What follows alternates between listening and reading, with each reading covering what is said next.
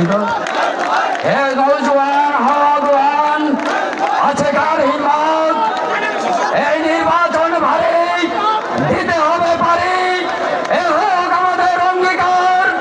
সংগ্রামী উপস্থিতি, এখন আপনাদের সম্মুখে গুরুত্বপূর্ণ বক্তব্য নিয়ে আসছেন আপনারা আমাদের চরপেশনের কৃতি সন্তান, চরপেশনের প্রেম পুরুষ বেগম জিয়ার মনোনীত প্রার্থী, তারেক জিয়ার মনোনীত প্রার্থী, বিএনপির মনোনীত প্রার্থী, চরপেশনের মাটি ও মানুষের বন্ধু, চরপেশনের সন্তান, জননেতা নুরুল ইসলাম রান, জননেতা নুরুল ইসলাম রান সাহেব।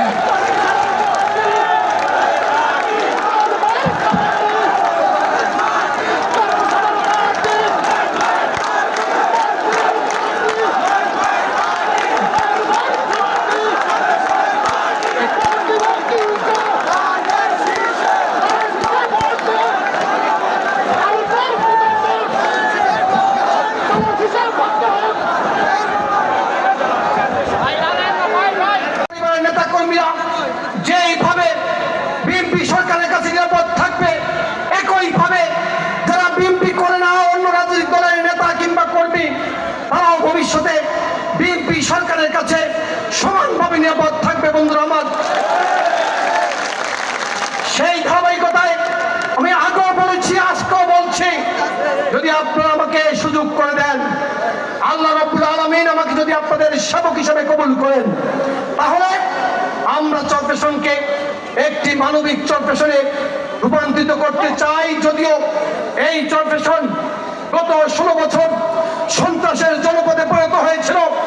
ছাত্রদলের সভাপতি থাকা অবস্থায় আব্দুর রাজ্জাককে নিষ্ঠুরভাবে পিটিয়ে পিটিয়ে হত্যা করেছে।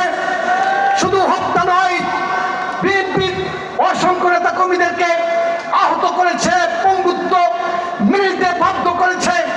সেই চরপেশনকে আমরা শান্তির জনপদে পরিণত করতে চাই। অর্থাৎ আগামী দিনে যারা আমার সাথে আপনারা থাকবেন, এখন যারা রয়েছেন এবং ভবিষ্যতে যারা থাকবেন, তারা যেমন আমার কাছে নিরাপদ থাকবেন। যারা আমার সাথে নাই, কোনো কারণে আমাকে পছন্দ নাও করতে পারেন, তাও ইনশাল্লাহ আমার কাছে সমানভাবে নিরাপদ থাকবেন।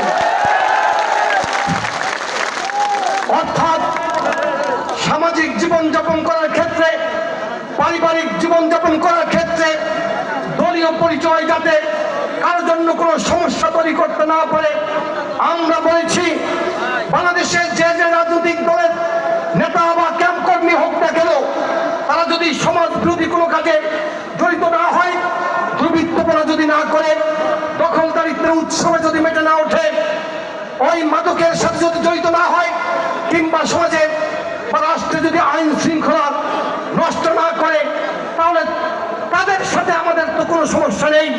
তারা তাদের বাড়িতে, ঘরে, সমাজে শান্তিপূর্ণ জীবনযাপন করার ক্ষেত্রে আমরা তাদের ক্ষেত্রে কোনো রকমের প্রতিবন্ধকতা তৈরি করব না।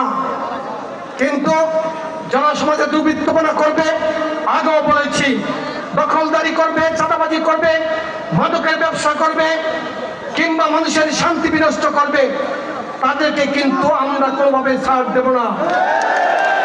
বিএনপি যদি ইনশাল্লাহ ক্ষমতায় আসে, দলের থেকে যেমন আমরা ব্যবস্থা গ্রহণ করব, দলের নেতাকর্মী যদি অপরাধে জড়িত হয়ে পড়ে, একই সাথে তাদেরকে আমরা আইন শৃঙ্খলা রক্ষাকারী বাহিনীর হাতে কিন্তু তুলে দেব। অতএব আপনারা সেইভাবে জীবনযাপন করবেন এবং জীবন গড়ার পরিকল্পনা করবেন। অন্যায় কাজে সম্পৃক্ত হবার কোনো সংকল্প নিয়ে যদি কেউ বিএনপি করতে চান, তাহলে কিন্তু চরপেশনে বিএনপি আপনারা করতে পারবেন না। চরপেশনের বিএনপি হচ্ছে ভালো মানুষের জন্য বিএনপি, সৎ মানুষের জন্য বিএনপি, যারা সমাজের কল্যাণ করার জন্য নিজেকে নিয়োজিত করবে, তারা চরপেশনে বিএনপি করবে ইনশাআল্লাহ। যারা অপরের ক্ষতি করবে না, অপরের সম্পদ দখল করবে না, তাদেরকে আমরা বিএনপি রাজনীতিতে উৎসাহিত করব ভবিষ্যতে। বন্ধুরা আমার, প্রায় সন্ধ্যা ঘনিয়ে এলো। মাগরিবের আজান হবে, আপনারা সকলেই নামাজ পড়তে যাবেন আশা করছি। আমি বক্তব্য অর্ধেকায়িত করতে চাই না, আমি শুধু আপনাদের কাছ থেকে সর্বশেষ একটি কমিটমেন্ট চাই। আপনারা আজকে থেকে ধানের শীষের প্রার্থীর পক্ষে কাজ করবেন কিনা আমি একটু দেখতে চাই।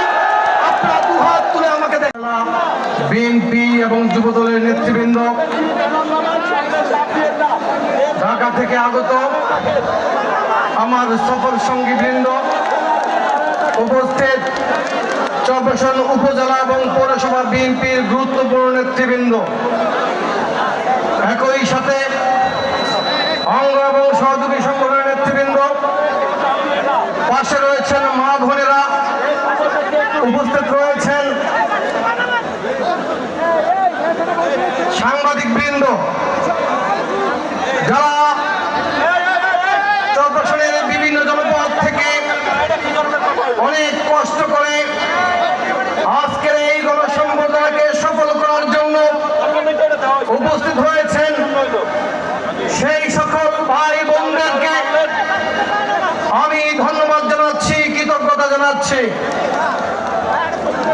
বন্ধুরা আমার, প্রথমেই স্মরণ করছি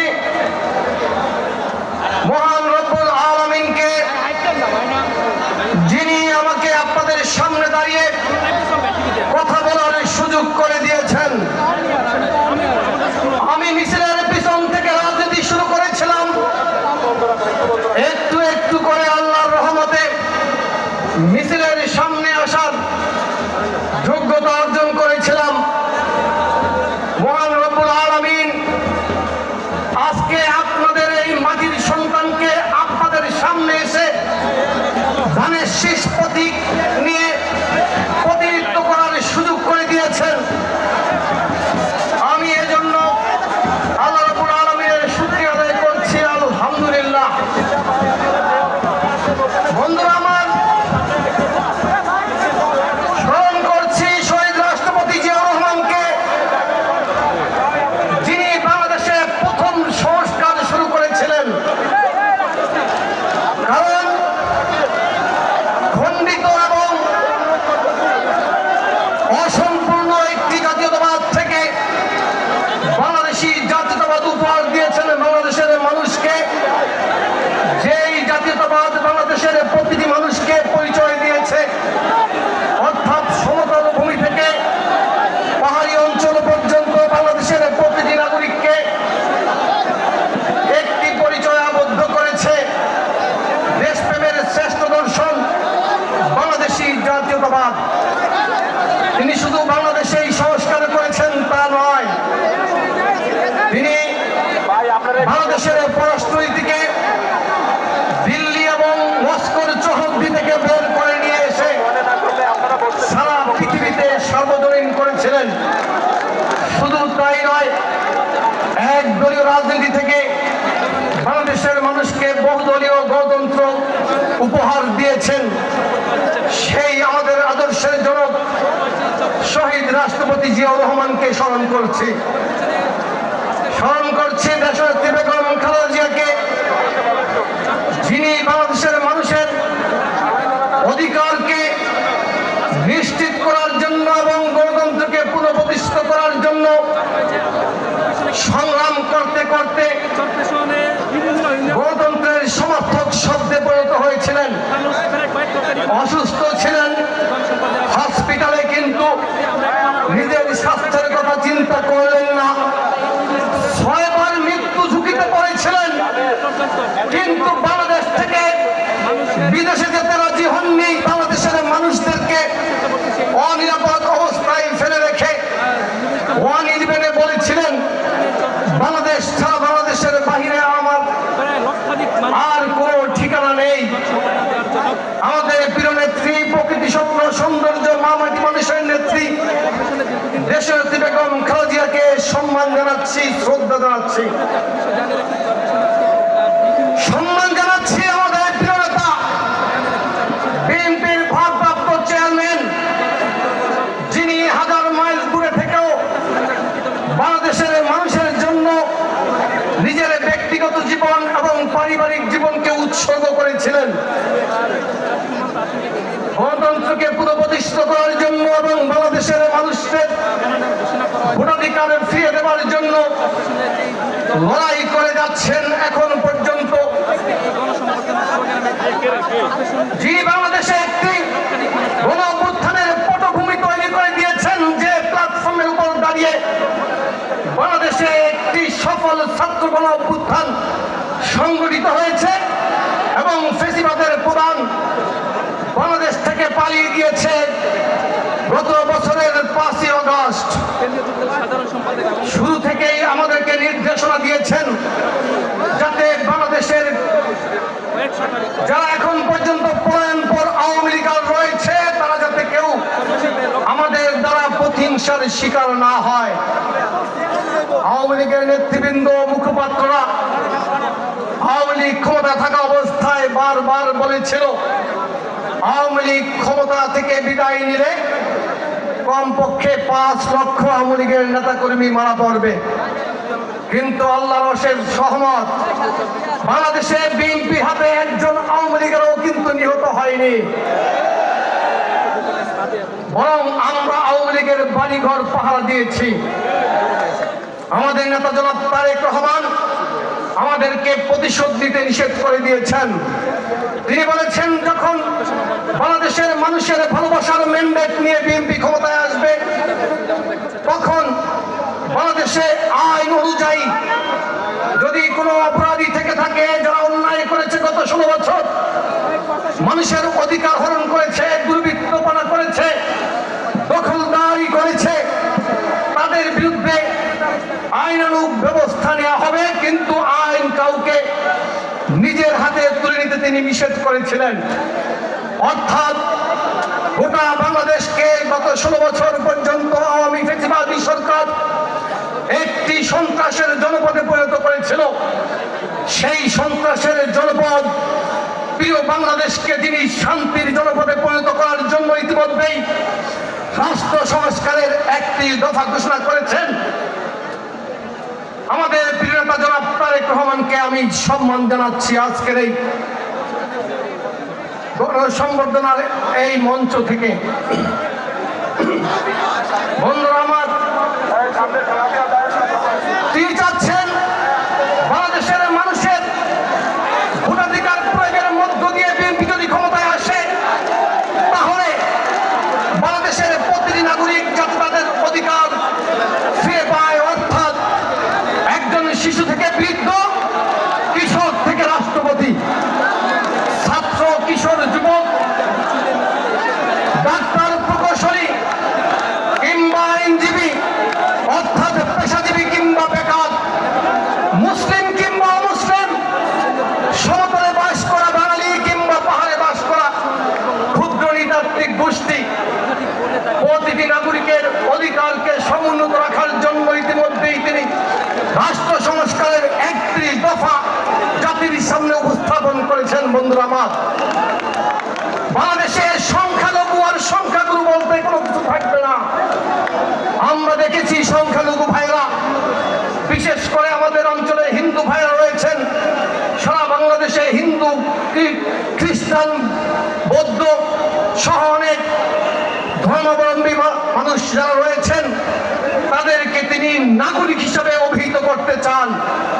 কিন্তু কিছু দল রয়েছে, ওই দলগুলি যখন প্রয়োজন মনে করে সংখ্যালঘুদের প্রতি এক ধরনের বাড়তি ভালোবাসা তারা দেখায়, কিন্তু আবার যখন তাদের কাজ শেষ হয়ে যায়, সংখ্যালঘুদের ভোটগুলো যখন তাদের বাক্সে চলে আসে, তারা যখন নির্বাচিত হয় তখন আর সেই সংখ্যালঘুদের তাদের কোনো দরকার হয় না। বন্ধুরা আমার, আমরা বলতে চাই হিন্দু, মুসলিম, বৌদ্ধ, খ্রিস্টান, বাংলাদেশের প্রতিটি মানুষ যে যে ধর্মাবলম্বীর হন না কেন আপনারা সমান অধিকার ভোগ করবেন।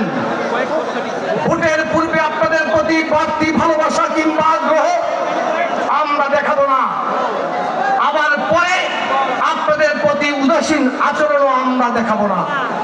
আমরা সব সময় আপনাদের সাথে একই রকমের আচরণ করতে চাই, কারণ আপনারা বাংলাদেশের নাগরিক, আপনারা আমাদের ভাই। বন্ধুরা আমার,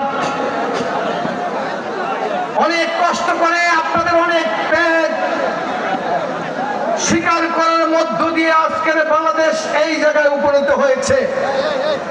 5ই আগস্টের পরে আমরা ভেবেছিলাম খুব দ্রুততম সময়ের মধ্যে বাংলাদেশে একটি নির্বাচন হবে, কিন্তু লক্ষ্য করলাম দু একটি রাজনৈতিক দল ষড়যন্ত্র করছে।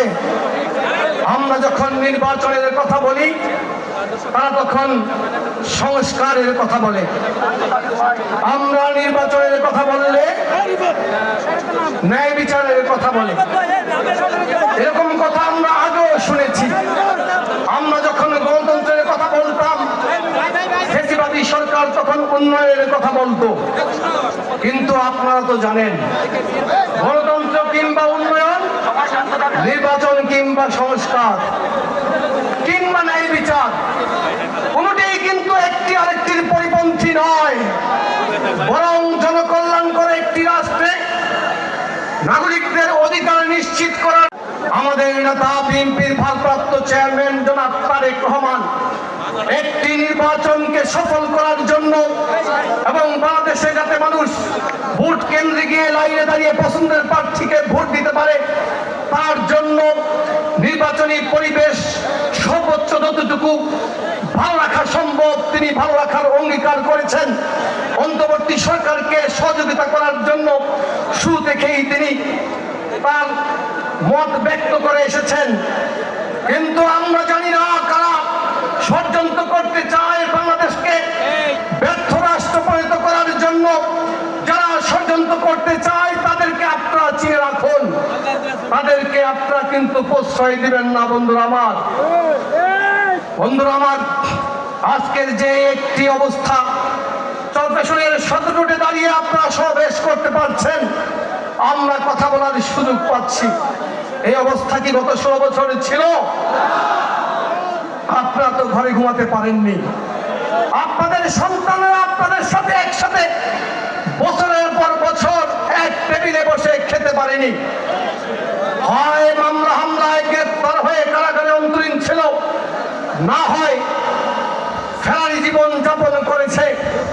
আপনারা কিন্তু আশাহত হননি, আপনারা মাঠ থেকে পালিয়ে যাননি। এই ছাত্রদল, যুবদল, স্বেচ্ছাসেবক সহ বিএনপি পরিবারের প্রতিটি নেতা কর্মী যারা গত 16 বছর মাঠে ছিল, ত্যাগ স্বীকার করেছে, স্বজনদেরকে হারিয়েছে, তারা কিন্তু আশাহত হয়নি।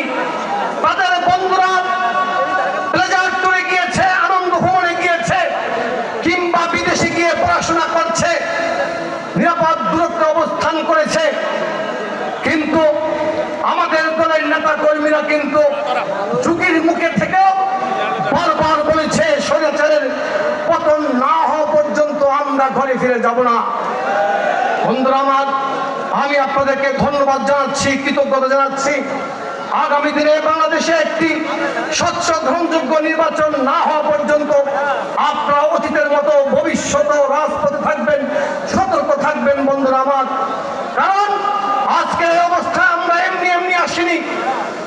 অসংখ্য সন্তানহারা মা তার মাতৃকোলের শূন্যতাকে জীবনের সমস্ত সত্তায় ধারণ করে অপেক্ষায় ছিল এই একটি সুন্দর সময়ের জন্য।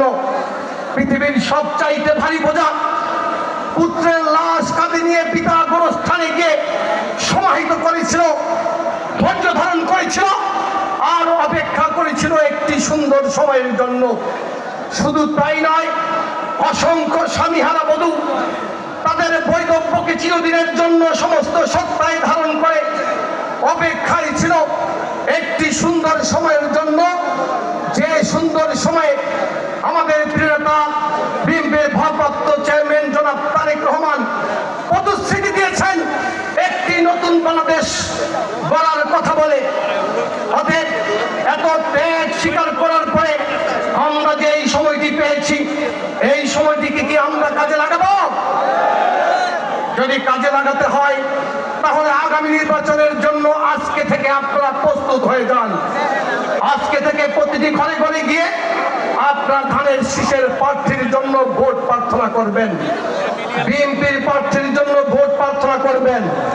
আমাদের আদর্শের জনক শহীদ রাষ্ট্রপতি জিয়াউর রহমানের পছন্দের প্রতীকের জন্য ভোট প্রার্থনা করবেন। আমাদের প্রিয় নেত্রী দেশনেত্রী বেগম খালেদা জিয়া পছন্দের প্রতীকের জন্য ভোট প্রার্থনা করবেন।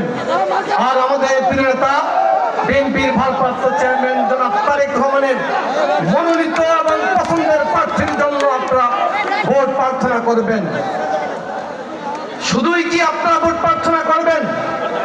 বন্ধুরা আমার, আপনারা জানেন বাংলাদেশে নারী এবং পুরুষ ভোটের অনুপাত প্রায় সমান সমান, বরং কোথাও কোথাও নারী ভোটারের সংখ্যা পুরুষ ভোটারের চেয়েও বেশি।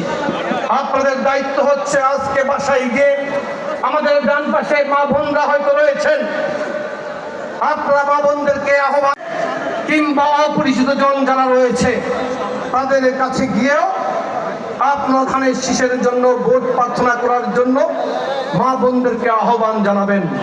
কারণ অর্ধেক নারী ভোটার রয়েছে সারা বাংলাদেশে, ইতিমধ্যেই তাদেরকে বিভ্রান্ত করার জন্য একটি দল মাঠে নেমেছে। কোনো কারণে আমাদের মা বোনরা যদি বিভ্রান্ত হয়ে যায় তাহলে আমরা তো ঝুঁকির মুখে পড়ে যেতে পারি, ঠিক কিনা? আমরা কি চাই বিএনপি ঝুঁকির মুখে পড়ে যাক? যদি তাই হয় তাহলে আমরা আজকে গিয়ে বাড়িতে মা বোনদেরকে বিএনপির পক্ষে ভোট প্রার্থনা করার জন্য আহ্বান জানাবো। বন্ধুরা আমার, বাংলাদেশ জাতীয়তাবাদী দল বিএনপি আমাদের প্রাণের দল, ভালোবাসার দল। ইতিমধ্যেই বাংলাদেশে বিএনপির ধানের শীষের প্রার্থী ঘোষণা করেছে। আপনাদের এই অঞ্চলে অর্থাৎ চরফ্যাশন মনপুরায়ও আমাকে আপনাদের প্রতিনিধি হিসাবে প্রার্থী হিসাবে নাম ঘোষণা করেছে। আপনারা কি আমার নাম ঘোষণা শুনে খুশি হয়েছেন? যদি খুশি হয়ে থাকেন, আপনাদের প্রতি আমি আহ্বান জানাবো, আপনারা আজকে থেকে ঐক্যবদ্ধভাবে ধানের শীষের প্রার্থীর জন্য কাজ করবেন। আমি সবসময় বলেছিলাম চরফ্যাশনে বিএনপিকে আমি ঐক্যবদ্ধ বিএনপি হিসেবে দেখতে চাই। বিএনপির মধ্যে কোনো ডিভিশন কিংবা ভেদাভেদ, অনৈক্য আমি দেখতে চাই না। আমি কি বলি নাই আপনাদেরকে? আমি বলেছিলাম। আমি আশা করি আপনারা আজকে ইতিমধ্যে ঐক্যবদ্ধ হয়েছেন।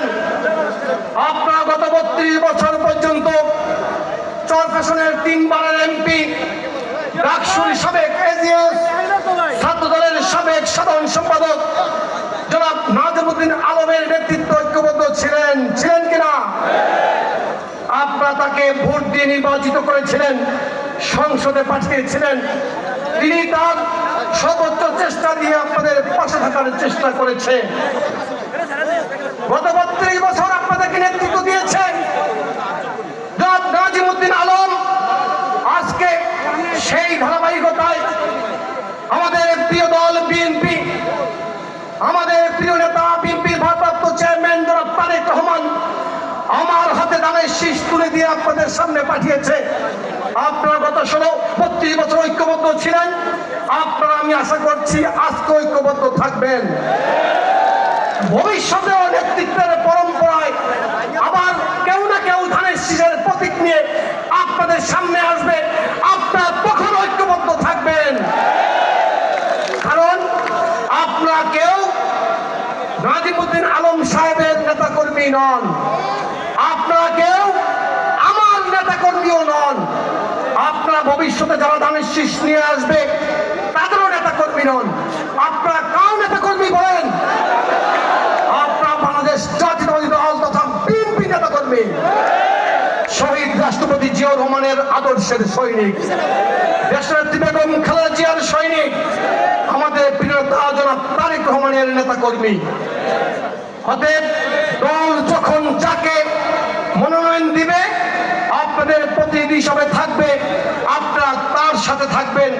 তাতেই আপনাদের দলের প্রতি কমিটমেন্ট কিংবা অঙ্গীকার প্রকাশ পাবে। বন্ধুরা আমার, আপনারা কি আমাকে কথা দিয়েছেন? আপনারা কি সামনে ঐক্যবদ্ধ হয়ে ধানের দেশের জন্য কাজ করবেন।